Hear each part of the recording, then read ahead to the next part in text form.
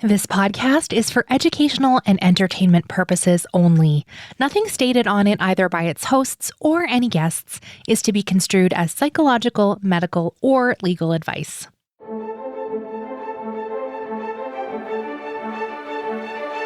You're listening to Adoptees On, the podcast where adoptees discuss the adoption experience. I'm Haley Radke. We are so excited to welcome Patrick Armstrong to the podcast today. Patrick is a fellow adoptee community builder, and today he shares his experiences growing up as a Korean adoptee in all-white spaces. He's moved from rejecting his Asian identity to a period of reclamation of identity, language, and culture, and now feels that he's in a place of fully accepting himself. We hope this conversation will be encouraging, especially to those of you who have struggled to affirm your own unique identity in the world. Before we get started, I wanted to personally invite you to join our Patreon adoptee community today over on adopteeson.com/community, which helps support you and also the show to support more adoptees around the world. We wrap up with some recommended resources, and as always, links to everything we'll be talking about today are on the website adopteeson.com. Let's listen in. I am so pleased to welcome to Adoptees On, Patrick Armstrong. Welcome, Patrick. Hi, Haley. Thanks for having me. Fellow podcaster, some of my favorites. I said this before we started, but I'm just going to say I am unwell. And so if I sound lower, it's not to match you. It is just tis the season. I've already tweeted that you are trying to match me in vocal tone. So, Okay, good. Good. Let's get me canceled. Let's go. No, you have such a great voice for podcasting. I love listening to you. So how about we start with, would you share some of your story with us? absolutely. First, I want to say thank you for saying that. I do really appreciate it. But I am a transracial, international, intercountry Korean-American adoptee. I was born in Seoul in 1990 and then adopted, I believe, 9 months later. I think it was November of 90 to a white family in rural Indiana. And that is where I spent the bulk of that's where I spent all of my childhood growing up. My family did not have any children of their own, but they did adopt another Korean child in 92, my younger sister, Rebecca. She is not biologically related to me, but we are both Korean adoptees. And the community we grew up in was predominantly white. Again, rural Indiana, exactly what you might think it is. Very small, 5,000 people. Cornfields at every turn, everywhere you look, there's a field of some sort, and not a lot to do. Definitely not a lot of racial mirrors, not a lot of diversity at all within the community, and that goes for the things that we learned in school and stuff like that. So, grew up very typical Midwestern childhood. I played a lot of sports, tried to be as social as possible. Struggled a lot growing up with my identity, and so I did a lot of internalizing of whiteness and of racism towards kind of being Asian, and identified as white growing up and continued to do so for a really long time. Once I left the place that I grew up, I went to college at Purdue University, and there I started to explore a little bit. It was more diversity of thought than diversity of community. And I was really just trying to find my way in the world, trying to figure out who I was, because all of that internalization I did growing up carried over into what I was doing in college and how I was trying to find my way through the world. And so in college was just kind of doing what everybody does, not really going to, well, not everybody, but what I was doing, not going to class, really just, again, lost, wandering, ended up dropping out and just went straight into the workforce, worked a ton of different jobs in a bunch of different industries, never settling down for any one specific thing in particular. And then eventually found myself bouncing around city to city, lived in San Diego, lived in Houston, and then with my now wife, ended up moving to Chicago in 2018. Spent a few years up there, and in 2020, right as the pandemic kicked off, and right as we were, as a society, going through the murders or experiencing the aftermath of the murders of George Floyd and Breonna Taylor and Ahmaud Arbery, ended up moving back to Indianapolis, where we now are located, and really that was when I started my whole journey of unpacking my identity as an adoptee, unpacking my identity as an Asian American, as a Korean American, self-racializing, and really starting to go through what would eventually lead me to sitting down with you, Haley. A lot of that started with the podcast Dear Asian Americans, which I'm sure we'll talk about. But it's been a really accelerated journey. You recently had Tiffany Hennis on, and she talked about when she started to do a lot of her unpacking, it was like drinking from a fire hose. 100% resonate with that metaphor because that's exactly what I was doing. It felt like I couldn't get enough, but at the same time, it felt like it was too much. And it was really a struggle to find the balance where it wasn't also affecting everything outside of everything that I was involved with outside of just this very new, very intense, but very necessary journey that I was on. And so that podcast led to starting my own podcast, The John Chi Show, with 2 other Korean American adoptees. It led to facilitating community not only on Instagram, but on Clubhouse when that was a thing. I think we shared a couple spaces on Clubhouse. I know I saw you pop into a few rooms for sure, especially when it came to podcasting, but really finding ways to connect with the Asian adoptee community. And then from there, just continuing to work on myself, but also trying to find ways to uplift and amplify the voices of those who really aren't heard within our community. And a lot of that has to do with navigating the narrative, reframing, shifting, balancing, whatever you want to call it, but taking a critical look at the narrative of adoption and finding not only my place within it, but how can we actually change the way that we talk about these things. And so that's what a lot of my personal work is built on now, not only with the John Chi Show, but with the podcasts that I do on my own, with the work that I do as a producer on Dear Asian Americans, a lot of different things. But generally, that's my story in a nutshell. Like, it's kind of little bits and pieces, but I know we'll get into it. Thank you. Thank you for flagging Clubhouse for me. Those were some good few months. I absolutely remember being in rooms with you. And I remember coming to a few of the rooms you hosted for Asian adoptees as a listener, because I just wanted to listen and learn from people who have a different experience for me. I continued to do that over the years. It's been very enriching in my life. And I value the emotional labor people were doing in Clubhouse.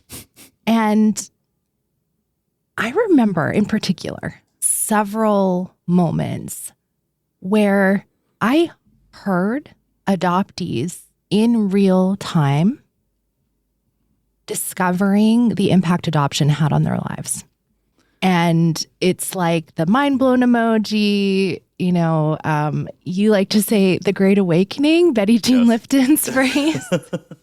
Can you talk about witnessing some of those things and how that was for you in that time period? Because I think you've had a shift even to this day from a couple years ago on what you think about adoption.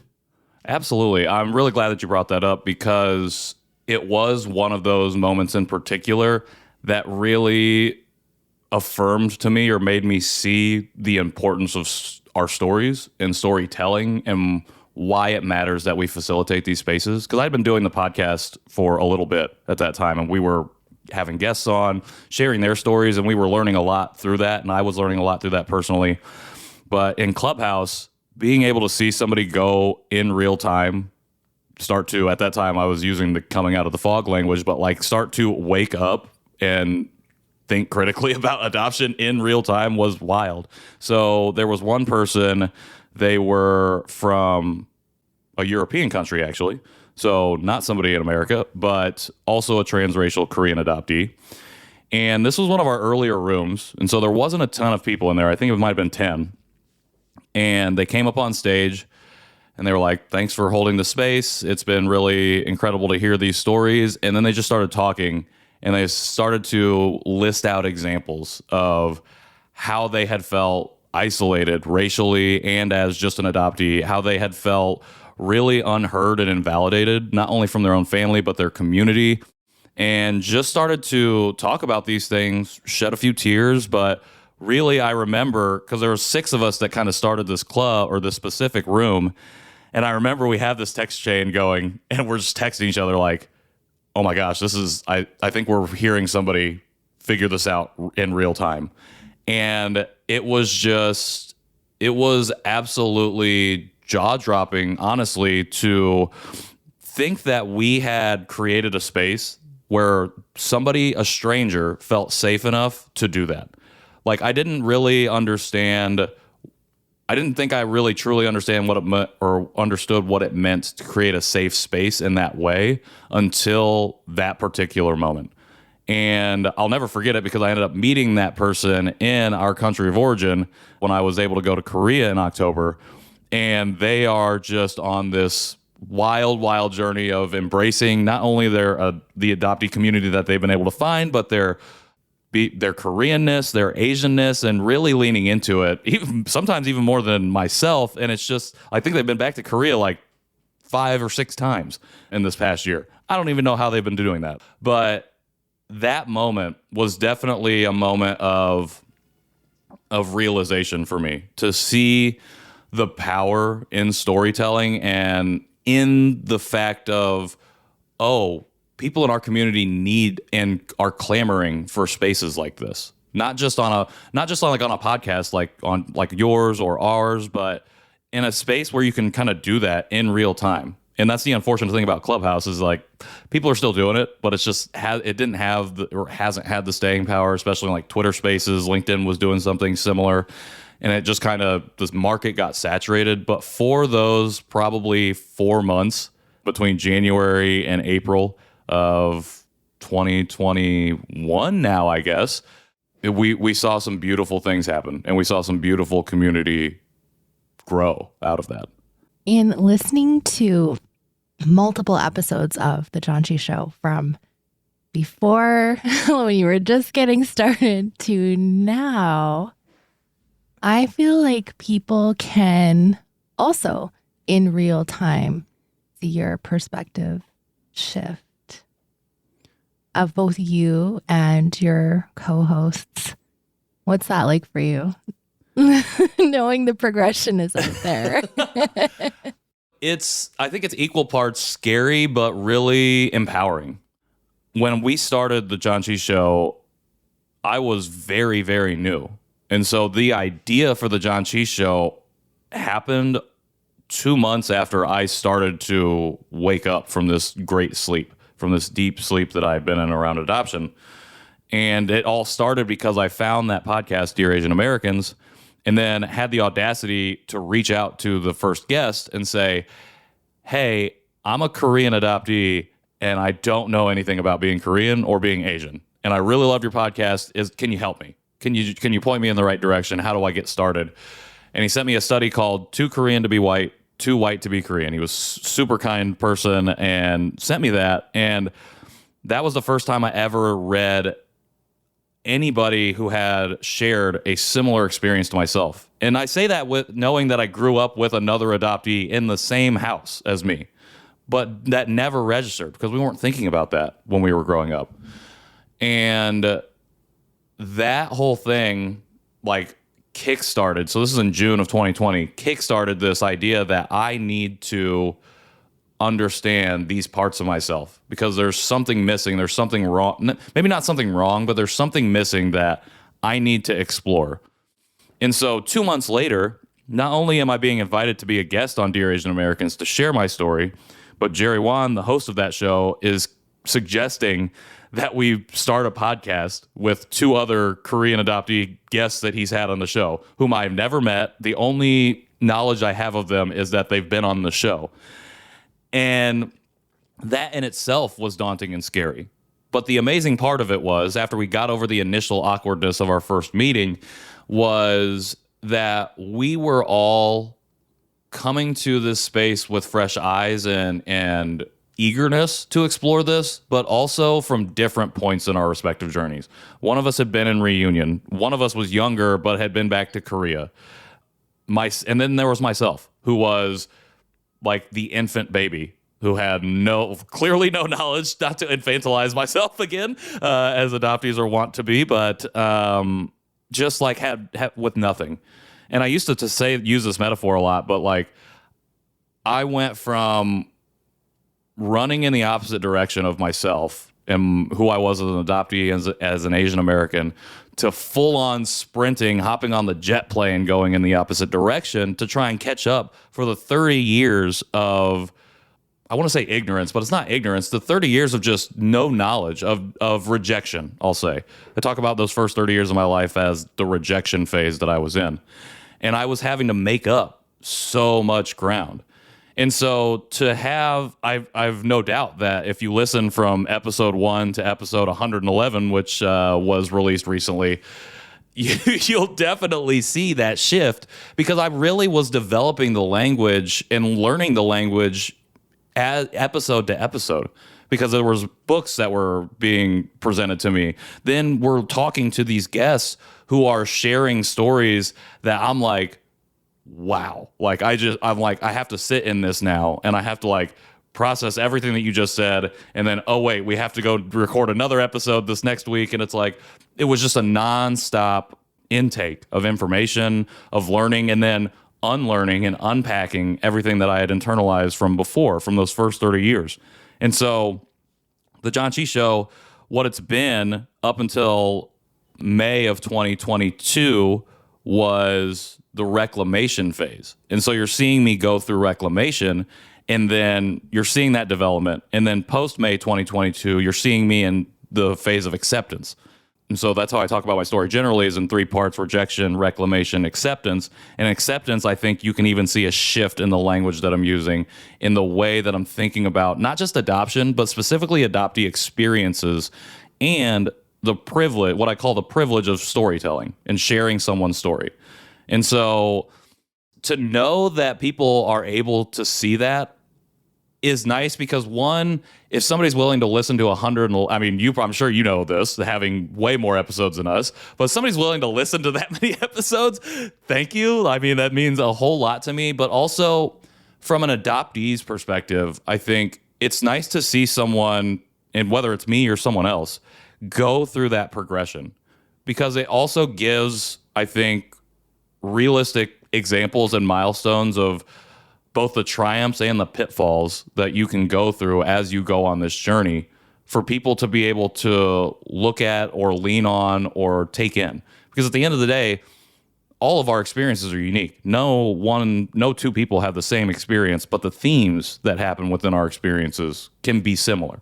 And so if there's a record of that and there's a record of someone going through something like that, I think it means a lot. It's a huge privilege to be able to have done 100 plus episodes and continue on and have that live in the ether. And while it is scary to think, oh, what are people going to think as they hear me become more vocal, especially about anti-racism or just racial aggressions in general and just the state of our world, and thinking about how do we talk about these things, or why are we not talking about specific things? It's scary to think about my friends and my family reacting to that and what they might think. But at the same time, it is empowering because not only can I go back and look and see the growth that I've made, but I know that it's out there for other people who, like me in June of 2020, had no idea what they were doing. And there's a place you can go to catch up on that. What is it like for you to have friends and family listening? Has it impacted your conversations with them, your sister, anyone else? Like, that's one of the things about being a public figure, being critical of a system that everyone else around us has praised and rejoiced in. Flipping the narrative on them is tough. It is very tough.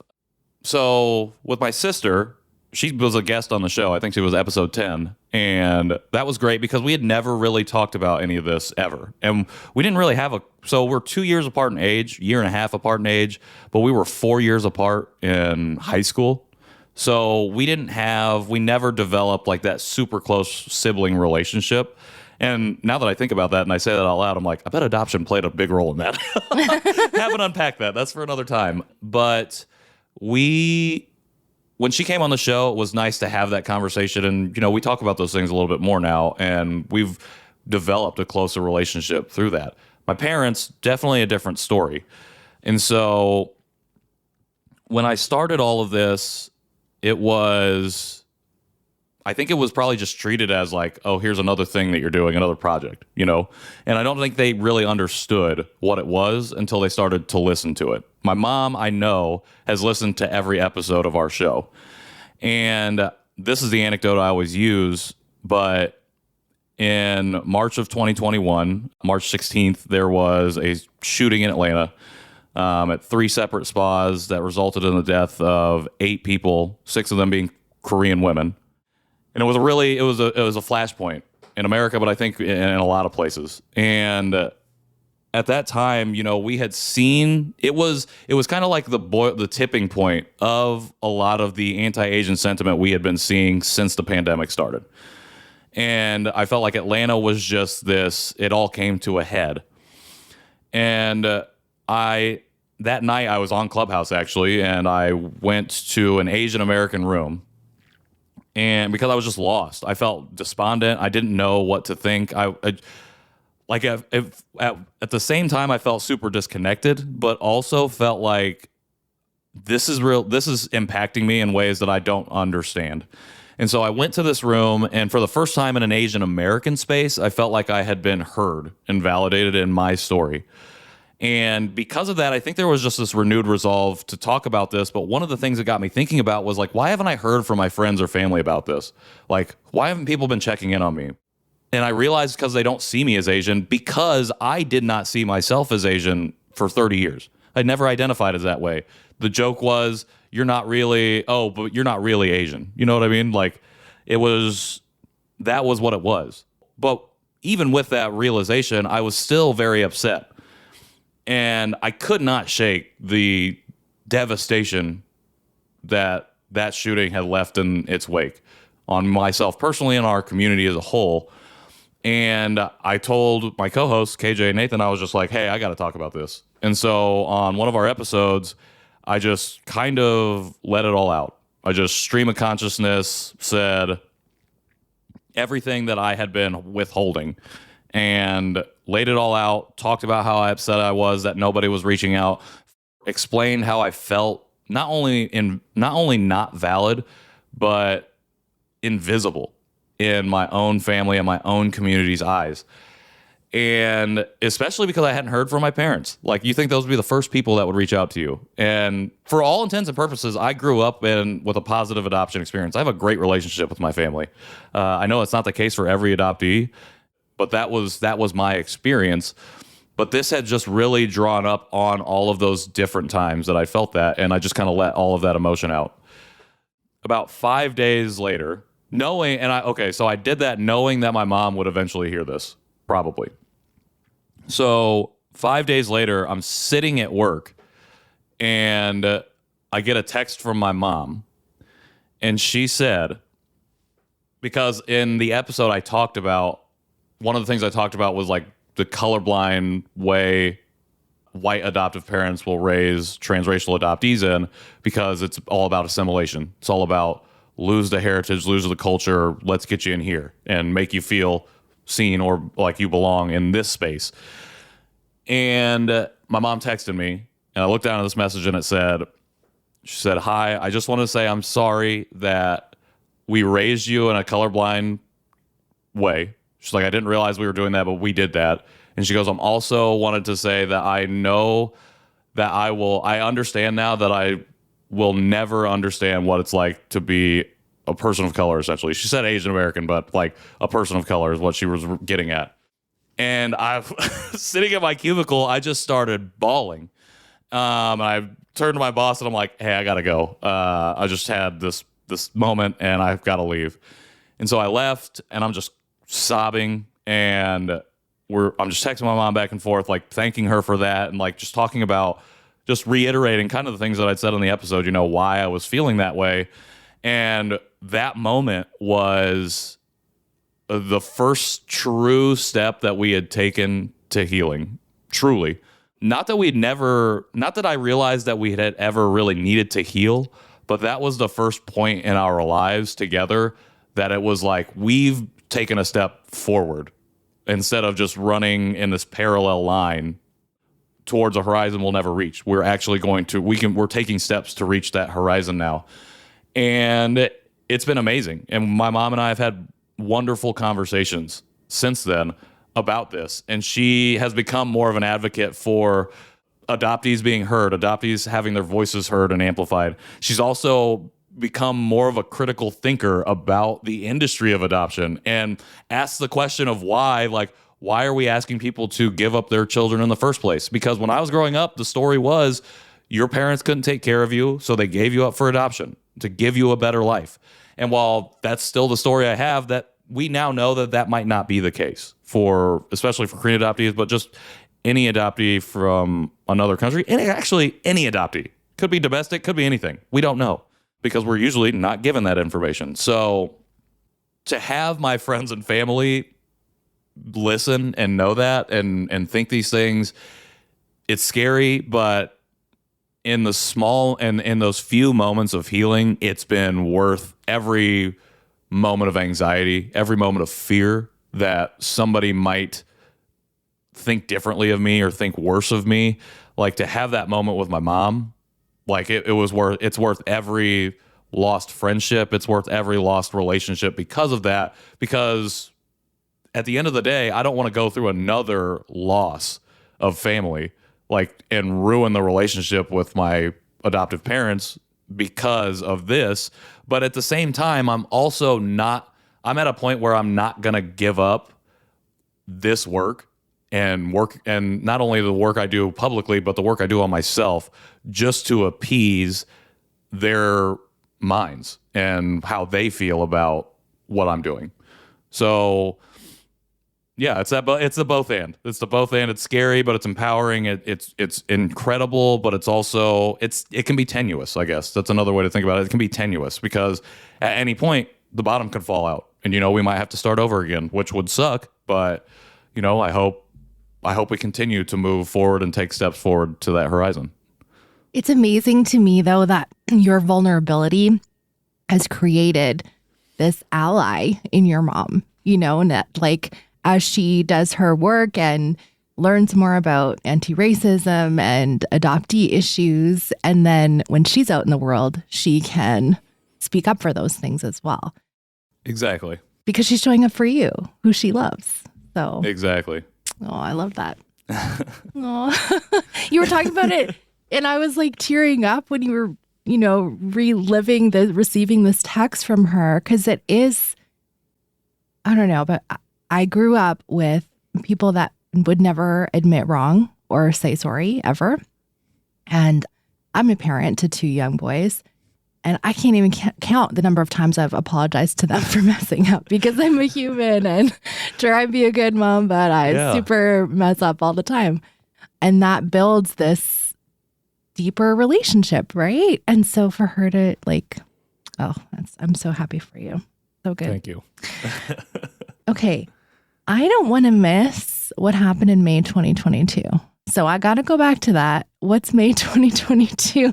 What led you into the acceptance phase? I appreciate you asking. So in May of 2022, May is Asian Pacific American Heritage Month, or Asian American, Native Hawaiian, Pacific Islander Heritage Month. I was working my job, but Jerry Wan, the host of Dear Asian Americans, I work with him pretty closely on his show, and he does professional speaking on the side where he talks about the Asian American experience, specifically in the corporate setting, but in a lot of different contexts. And he was going on a week-long speaking tour that would be in Chicago, in southern Indiana, and then out east. And he asked me if I wanted to go. And so talked to my wife, worked it out with my work, and was able to go with him on this trip. And so 2 things happened. When we were in the Indiana area, we spoke at Rose Holman. He invited me to come up and speak with him. And this is the first time I shared my story outside of the podcast medium, but in a professional setting. And it was to a group of students, but also staff. And he was like, I think it's a good connection because you grew up in Indiana. The school is located in rural Indiana. So they might kind of understand it a little bit more. And I did that, and it went really well, but I was super nervous.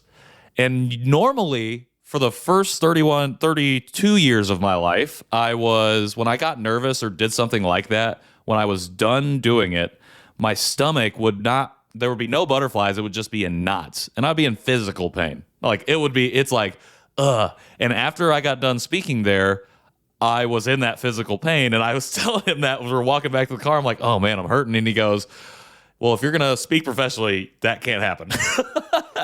He's like, we gotta fix that. And so that stuck in my mind because I think it was like a mental thing that was causing that physical stuff because I think for a long time I felt like I wasn't worthy of sharing for any reason, whatever it was. But especially publicly, especially in real time. And then, so we do that, and then we fly out east. And the last part of the tour was a night market event. And so essentially what this was we found a space to have a bunch of Asian American vendors that were in New York City come, and we were raising money for a nonprofit, Heart of Dinner, and generally just a time to build community, build relationships, and support local businesses, local Asian American businesses. And as we were going out there, he asked me if I wanted to host or MC this event. And so I was like, let's do it. I'm going to say yes because I think this is a great opportunity.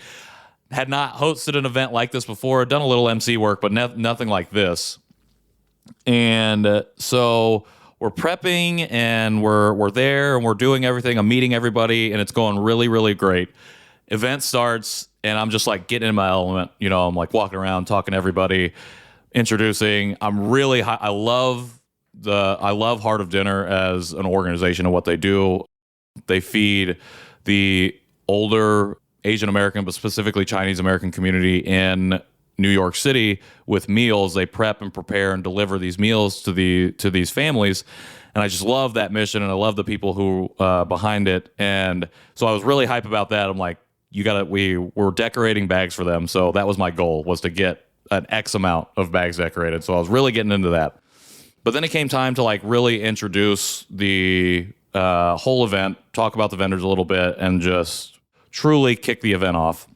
And so I was up there, spotlight's on me, on the mic, just talking about it. And I share a little bit of my story, like what led me to this point. And as I was in the middle of sharing that, I felt the weight of all of that rejection, all of that just internalized self-loathing leave my body.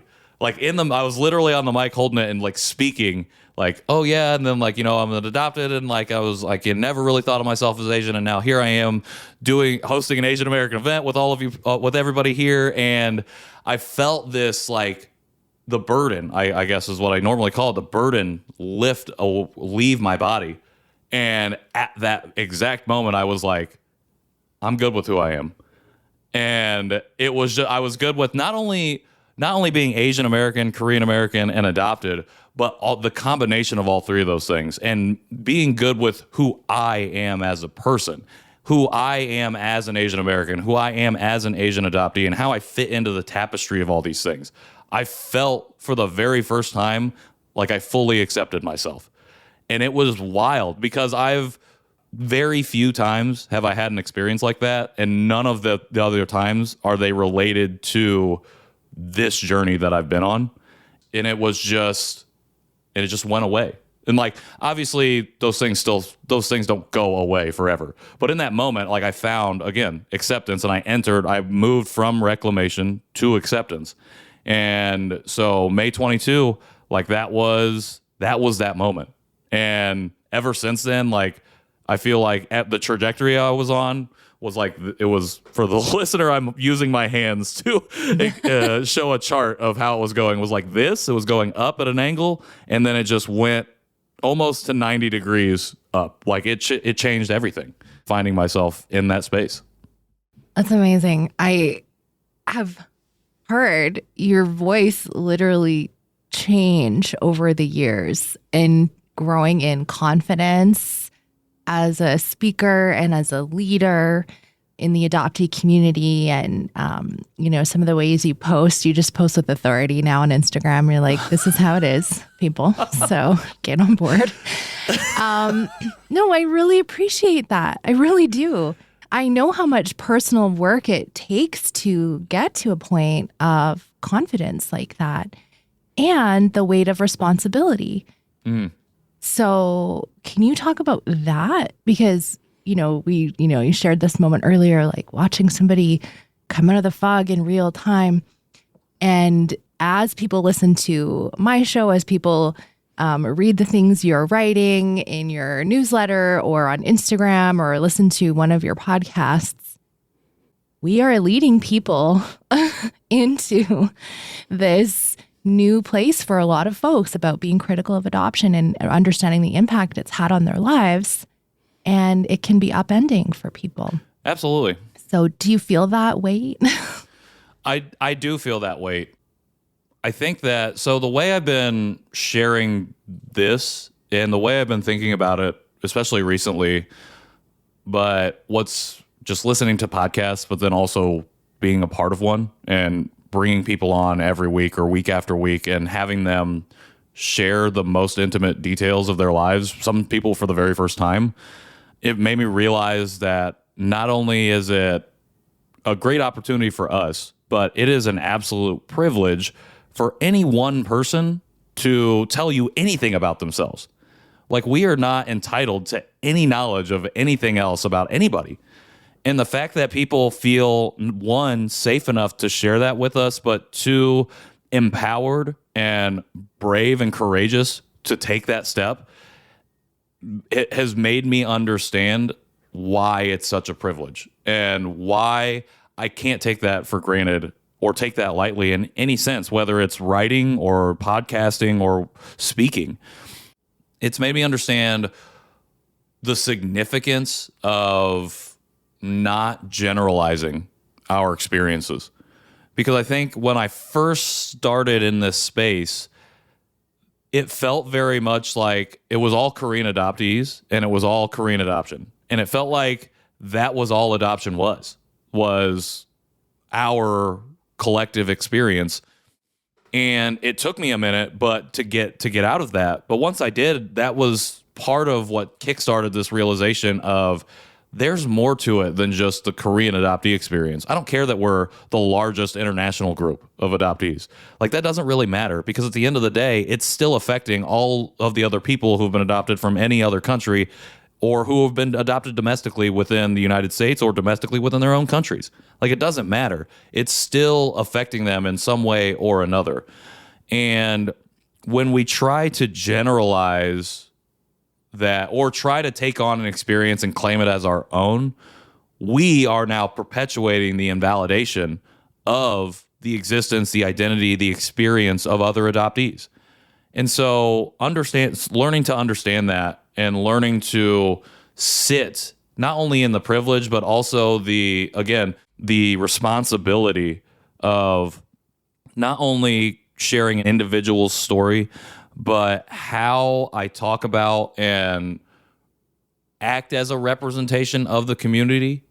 The weight of that responsibility is that when I talk about the community or act as a representation of the community specifically, it has to be with that care, the kindness, the grace, and the nuance of this is my own experience, and I can only represent the community from my own lens.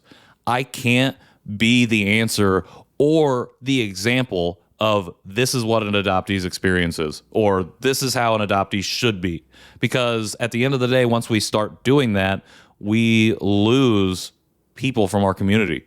And then that makes people not want to share. It makes people afraid to step into this because it feels like that's not my experience. So now my experience doesn't matter. And so, especially when I write, and especially when I speak, like, that's what I want to impress upon people. It's particularly the people outside of our community, is that when you hear these stories or when you hear my story, it's one story. Like, I can share again that there are common themes, but at the end of the day, you can't get everything from adoption or about adoption or the experience of an adoptee from one single person. You have to go out and I hate the word diversify, but you have to go out and diversify those experiences that you're listening to and you're learning from and you're hearing, because if you don't do that, then again, you're leaving people out. And we as a society, I feel like, have been conditioned not to ask who's missing. We are conditioned to ask what we're missing personally. And so that allows us to pick and choose who we listen to, why we're listening to them, and then how we then reiterate or regurgitate that information. And so if we have to be able to step beyond that. And that's the responsibility that I take in all of my work, is that we have to be able to, and I have to be able to walk that line, but also be very firm in this is my experience, and I don't sit here and say all these things to say this is how it is for everybody. One of the things I've really appreciated about listening to the Janchi show, and I haven't listened to all 100 plus episodes, but I've listened to, I don't know, maybe 15, 20%. So that's a pretty good. That's a pretty good number. I mean, even in one. Your downloads, even one. Great. Even one. No, if you know how it is. I do know how it is. I really do. One of the things I really appreciate is hearing men talk about deep things. And there's this stereotype where maybe there's less male adoptees actually diving deep into identity issues, or they're more likely to wait till their adoptive parents pass before even ever thinking about a birth mother, which I think are false. But can you talk a little bit about that, how important it is to have more representation, talking about like snacks, yes, and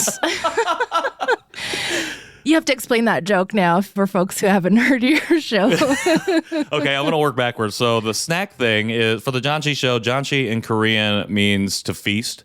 And so at the end of each of our episodes, we try a Korean snack, drink, food item with the guests, or if we have no guests, with ourselves. And we do that because a Janchi, specifically taken from like a Dol Janchi, which is like a first birthday celebration, we really want to celebrate those aspects of ourselves and then our shared culture, heritage, identities, whatever it might be. And so that's where the snack thing comes in. But I really appreciate you asking me this, because when we first started this, our number one hesitation was, what do three cis straight men have to add to this conversation? And we did not go out and do the market research to realize, okay, we should do this. We just said, we don't have an answer, we're going to do it anyways. And it wasn't until we had Jaeron Kim on, where she's the first person who told us, it's really refreshing to hear three men talking about this, because I guess I knew, but I wasn't like really aware of the fact that it is very female dominated when it comes to the discourse or the public discussion of the adoptee experience, or it has been for a while. Not that there haven't been men that do this work. Like Tobias Humadek is somebody who comes to my mind instantly, but it just seems to be more skewed towards a female's perspective. And after Jaeron told us that, it's like, okay, it makes us feel like, okay, we are doing the right things. Maybe that validation makes us push deeper into talking about masculinity, talking about things like that. Something actually, though, that I've been thinking about recently, because I think we're going to do a panel about this exact topic. So it's nice, I think, to bring maybe a different perspective. I think something that we're really wanting to be even more intentional about is, again, bringing even more diverse perspectives to our show to continue to push forward. And again, that's not just other men, but specifically like queer and trans representation and biracial or mixed race Korean adoptee representation. You know, reaching out to find other voices, specifically, and hopefully maybe specifically getting away from the gendered ideas of male, female from an adoptee lens. I guess that's something that I've really been thinking about a lot. But I will say that, so J. Ron was the first person to tell us that. Joy Lieberthal Rowe, multiple episodes later, told us the same thing. And I guess like those little affirmations, I think, help us to realize that what we do is important, especially from our particular lens or the way and the format of our show. Because we've kicked around the idea of bringing on a female or another host of the show. Were one of us to step away, how do we change? How does that change what we do? And I do think that hearing those things from other people who tell us, who have been doing this much longer than we have, to say, you know, it's nice to hear this particular type of conversation because it's not one that we've heard a whole lot of, does make it not easier to do the job, but it makes it, I don't know, fulfilling. I don't know if that's the right word either. I think it pushes us, but specifically pushes me to make sure that I am respecting the conversation and diving deeper. It drives me to dig into what that means to approach adoption and the adoptee experience from a masculine perspective. And also, how can I get away from that? How do I get away from the binary, I guess? Because when I hear about masculinity, that makes me think of the binary or just binary in general. And one of the things I think that we've talked about on the show is pushing out away from that, pushing to multiplicity, pushing away from duality and realizing that it's not either or, but both and more. And so I guess when I think about being three men talking about this, you know, the fear of, are we doing this right, has went away, and it's been more replaced by kind of the weight of responsibility that we talked about, the responsibility of if we do happen to get it wrong, that we can also model the behavior of either being apologetic or being accountable. Maybe not apologetic, but accountable to how we talk about things and how we go about maybe representing a male's perspective from adoption. Because it's really easy. It would be really easy for us to get it wrong a bunch and then continue to get it wrong and not accept criticism or critical or constructive criticism or anything like that. It would be very easy for us to do that. And I think one of the things that falls under that weight of responsibility is being willing to be accountable and then modeling what that accountability looks like as a man. Absolutely. One of your co-hosts, I can't remember who said it, but was like, oh, you know, wouldn't that have been funny if we were just sitting around in the garage drinking beers and talking about these things? And I was like, would that be the thing? Like, I feel like you have to talk about adoption every week at some point, right? And so You sort of alluded to this earlier, but you were forced to, on a semi-regular basis, have conversations that at some point refer to you being adopted, all three of you. Right. And I think modeling that for the community, and I absolutely agree, I should stay away from the binary, but modeling, having those deeper conversations with our friends and building community. For some folks, like, they don't have any adoptee friends. And so when they listen to your show, they're sitting there with you and you are their community. So opening those doors for them is a huge gift. And I hope that you guys do continue to do that. I love that you guys call it this. Okay. What's the apocalypse to you? Oh, the adoption apocalypse. That is, I cannot take any credit. That is all KJ. KJ Relke came out of nowhere with that. And it's great language, I think. Because, so for me, the adoption apocalypse is, I'm definitely not going to articulate it as well as him, but it's that post-consciousness situation. And so the way he explains the apocalypse is, I'm pretty sure he ties it to like the book of Revelations and how that talks about the apocalypse. And it's not necessarily a bad thing. It's just that things are different now. And so for me, the apocalypse is that difference. Like the apocalypse specifically for me started when I got that study and I read about that study, and like the landscape shifted. Like I won't say everything was burned away, but things were markedly different than they were even 24 hours before reading that study. And so the apocalypse it's massive change, but it's also it's massive change that you unfortunately can't go back from. Like here's the difference between, I think, like the apocalypse and the fog. I like the apocalypse because you go into the apocalypse and there is no going back, essentially. With the fog, we talk about the fog like you come out of the fog, but you can go back into the fog. And I feel like that can be too ambiguous. And so I like the apocalypse for the simple fact that when you start to think about these things differently, it doesn't matter what you do after that, whether you don't talk about it again, your life has changed in a significant way. And no matter if you never ever talk about it again, you're going to be thinking about it internally. And not to say that I'm a mind reader and know what everybody thinks, and not to say that I will tell everybody how they should be thinking, but it's like with the apocalypse, it's like, for a fact that something is now different that can never be the same.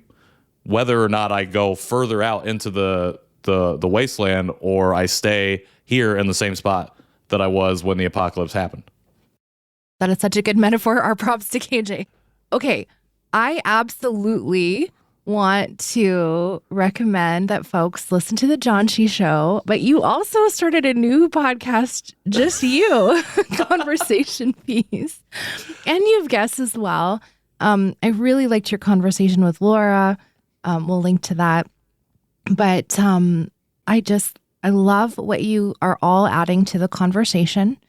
I love that you have a focus on highlighting adoptee voices, which is, of course, my number one goal. But you've heard Patrick share today, like, that he is a skilled communicator, and your co-hosts are too. And some of the conversation, I love the balance. Okay. So you have these really deep conversations about identity, and you shared recently about your first trip back to Korea and how impactful that was on you and how hard it was, and all of those things. And your co-hosts are able to draw these answers out of you about that experience in a very skilled way. And it feels like friends. You try a snack. A lot of them are different.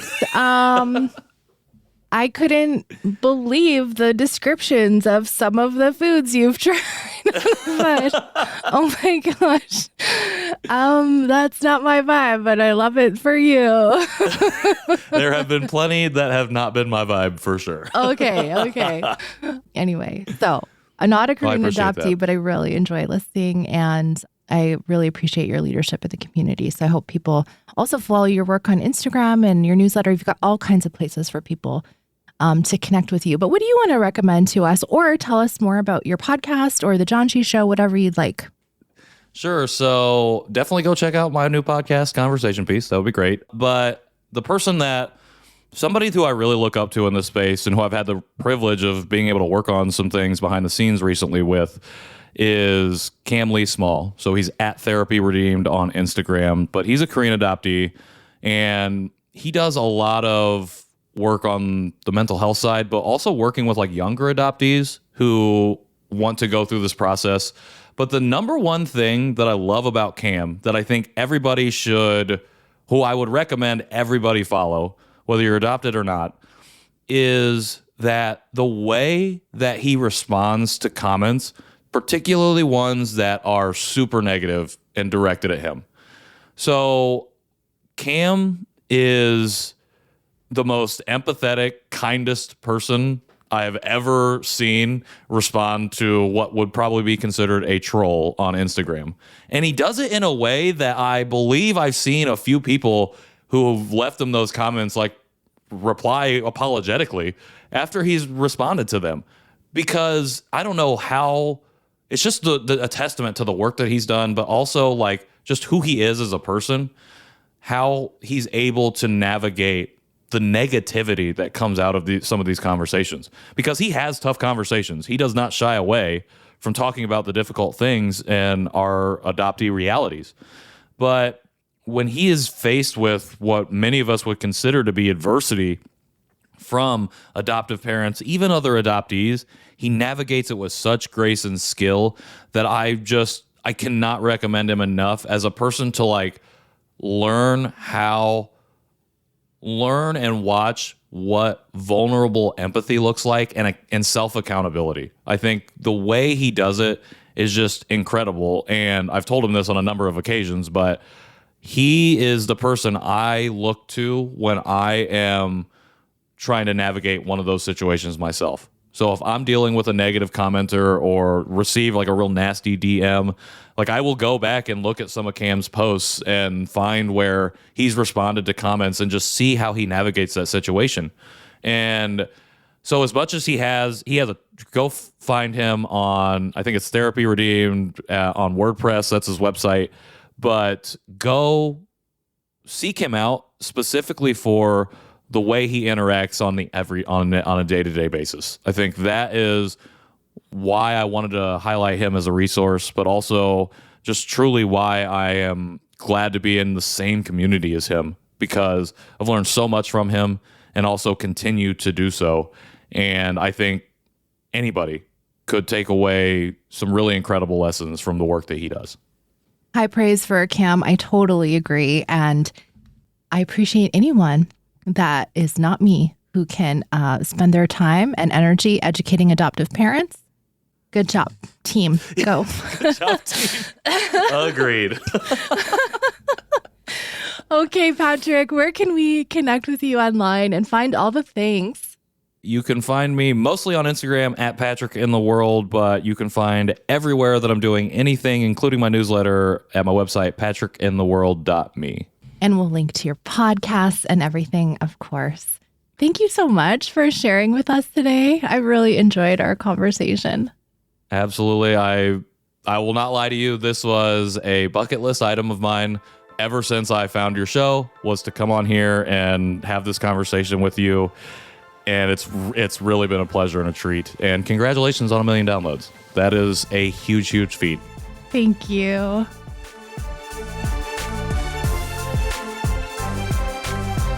Oh my gosh. Patrick is a stellar human. Just have to say. I hope you do go check out his podcasts, and there's so many amazing adoptees doing fantastic advocacy work. It's just incredible to be working alongside these tremendous humans.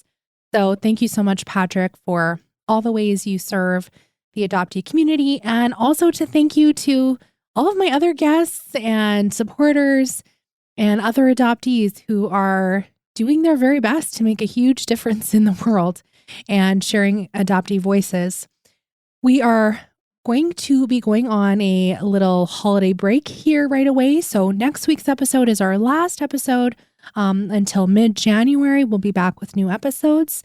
So make sure you tune in next Friday for a really amazing healing series episode, also about identity reclamation. And I'm really, really excited to share that with you. As always, you are invited to join our Patreon community. adopteeson.com/community has details. If you were like, oh my gosh, the show's going on a break. No, I need more adoptee talk. There is another weekly podcast I do for Patreon supporters called Adoptees Off Script. And so we're not going on a break over there. You can hear us every Monday. And we'd love to have you join us to support the show, which helps support more adoptees by keeping the show free and available for all. Thank you so much for listening, and let's talk again next Friday.